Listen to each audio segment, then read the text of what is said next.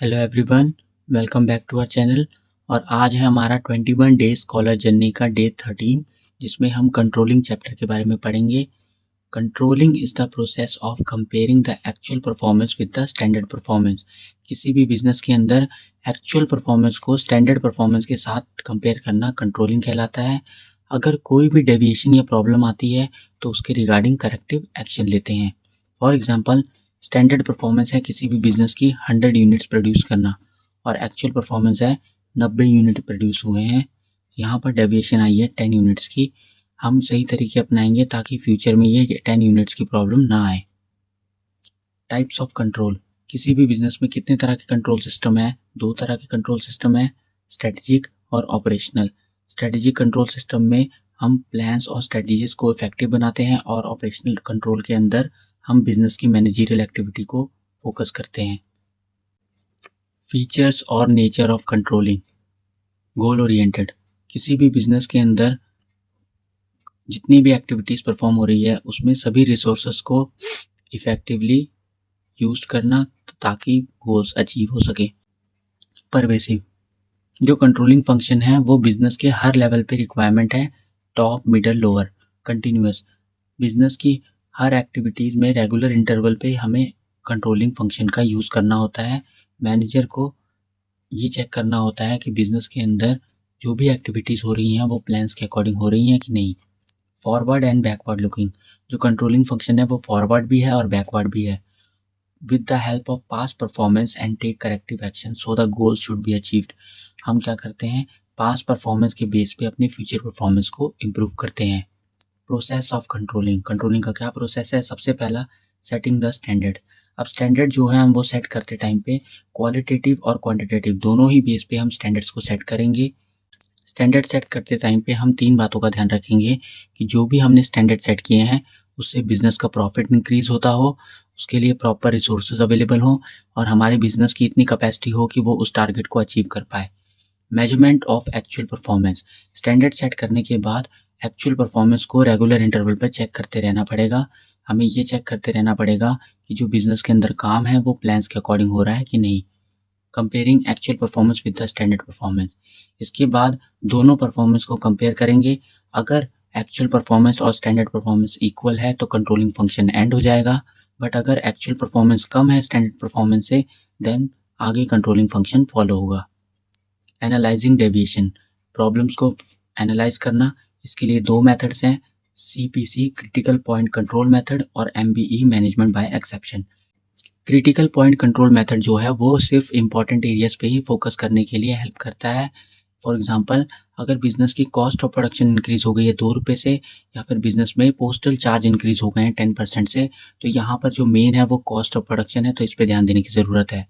Management by exception कहता है कि बिज़नेस के अंदर हर माइनर डेविएशन पे ध्यान देने की ज़रूरत नहीं है, सिर्फ हमें मेजर डेविएशन पे ही ध्यान देना है। Take corrective action. अगर परफॉर्मेंस जो है वो स्टैंडर्ड्स परफॉर्मेंस के अकॉर्डिंग नहीं हुई है तो हमें करेक्टिव मेजर अपनाने पड़ेंगे। फॉर एग्जांपल, अगर बिज़नेस के अंदर मैं ऑब्सोल्यूट मशीनरी का यूज़ कर रहा हूँ जो आउटडेटेड हो चुकी है, उसकी जगह पे न्यू टेक्नोलॉजी का यूज़ करने की ज़रूरत है। अगर हम डिफेक्टिव मटेरियल यूज़ कर रहे हैं तो उसकी जगह पे क्वालिटेटिव मटेरियल यूज़ करेंगे। नेक्स्ट है importance of controlling. Importance of controlling को याद करने के लिए, इसके पॉइंट्स याद रखने के लिए कोड याद रख सकते हैं। ए से लेकर F अल्फ़ाबेट तक। यहाँ पर सिर्फ BCD को रिमूव करेंगे GO वर्ड से, तो ये इसका कोड हो जाएगा। फर्स्ट पॉइंट है अकॉम्प्लिशिंग द गोल्स। अब बिजनेस के अंदर जो भी हम परफॉर्मेंस है उनको कंपेयर करते हैं और करेक्टिव एक्शन लिखते हैं ताकि बिजनेस के गोल्स अचीव हो जाएं। Judging the accuracy of standards. एक इफ़ेक्टिव कंट्रोल सिस्टम की रिक्वायरमेंट है जिससे हम क्या कर सकते हैं, अपनी स्टैंडर्ड्स की एक्यूरेसी को जज कर सकते हैं कि जो हमने स्टैंडर्ड सेट किए हैं वो बिल्कुल सही हैं कि नहीं। Improve employ morale. एम्प्लॉय को अगर एडवांस में पता होगा कि उन्हें कौन सा काम करना है, कौन सा टास्क उनको करने की ज़रूरत है, तो उनका मोराल इम्प्रूव होगा और वो काम अच्छे तरीके से कर पाएंगे। Optimum utilisation of resources.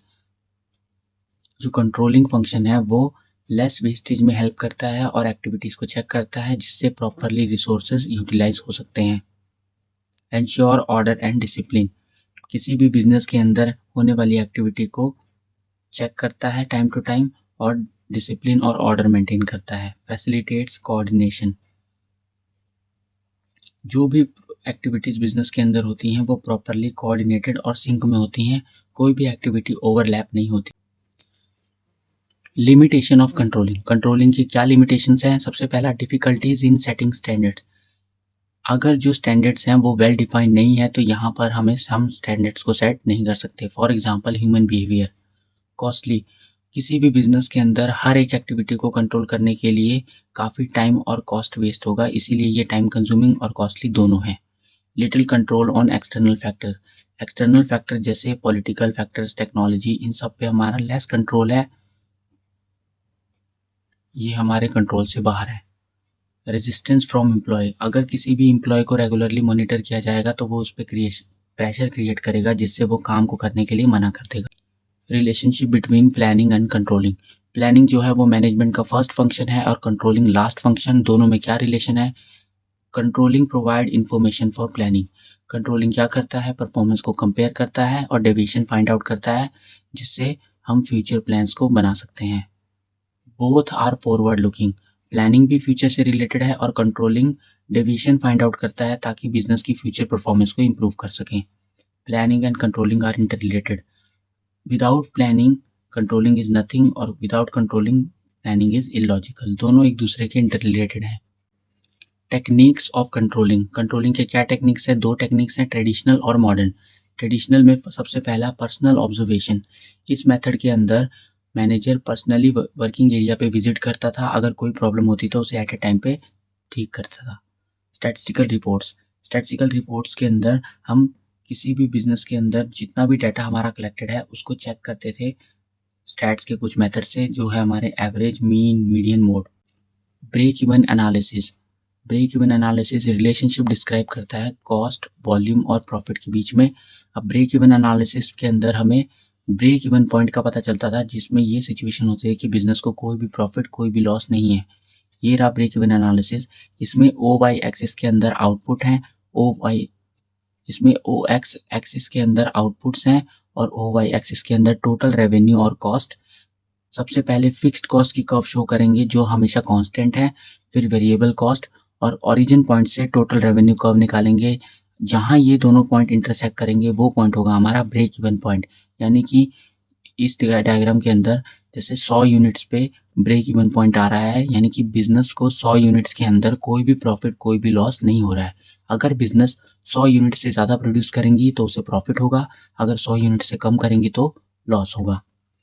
Break even analysis का फॉर्मूला क्या है? Fixed cost upon sales minus variable cost per unit. Next है बजटरी कंट्रोल।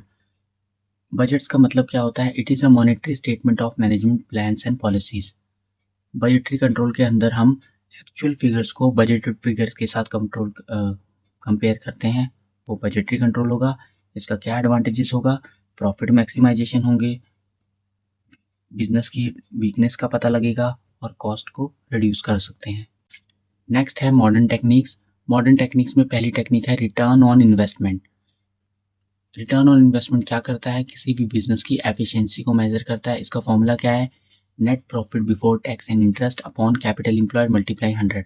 फॉर एग्जांपल हमारे बिजनेस के अंदर नेट प्रॉफिट 15 लाख का है और कैपिटल एम्प्लॉयड 1 करोड़ का, तो रिटर्न ऑन इन्वेस्टमेंट कितनी आई? 15%। बट अगर हमने ये जो कैपिटल लगाई है 1 करोड़ की, अगर ये कैपिटल लोन लेकर लगाई है तो यहाँ पर जो हमारी रिटर्न ऑन इन्वेस्टमेंट है वो कॉस्ट ऑफ कैपिटल से कम होगी, जिससे हमारे बिजनेस में अनफेवरेबल या लॉस की सिचुएशन आ जाएगी। पर्ट और सीपीएम, पर्ट का मतलब है परफॉर्मेंस इवैल्यूएशन रिव्यू टेक्निक और सीपीएम का मतलब क्रिटिकल पाथ मेथड। ये दोनों टेक्निक का यूज़ हम बड़े बड़े प्रोजेक्ट्स को कंप्लीट करने के लिए करते हैं। मैनेजमेंट ऑडिट, मैनेजमेंट ऑडिट का मतलब क्या है? It is the process of investigation done by external organisation. बाहर की ऑर्गेनाइजेशन से इन्वेस्टिगेशन किया जाता है जिससे ये चेक किया जाता है कि जो भी काम है वो इफ़ेक्टिवली तरीके से परफॉर्म हो रहे हैं कि नहीं। रेशो एनालिसिस, रेशो एनालिसिस एक ऐसा टूल है जिससे किसी भी बिजनेस की फाइनेंशियल स्टेटमेंट को एनालाइज कर सकते हैं। 4 तरह की रेशो होती हैं, लिक्विडिटी, सॉल्वेंसी, एक्टिविटी और प्रॉफिटेबिलिटी। लिक्विडिटी रेशो ये चेक करता है फर्म की कैपेसिटी कि फर्म शॉर्ट टर्म डेब्ट्स को पे कर सकता है कि नहीं। Solvency ratio long term debts को पे करने की कैपेसिटी को चेक करता है। एक्टिविटी रेशो किसी भी बिजनेस की ऑपरेशनल एफिशिएंसी को फाइंड आउट करता है और profitability ratio profit earning capacity.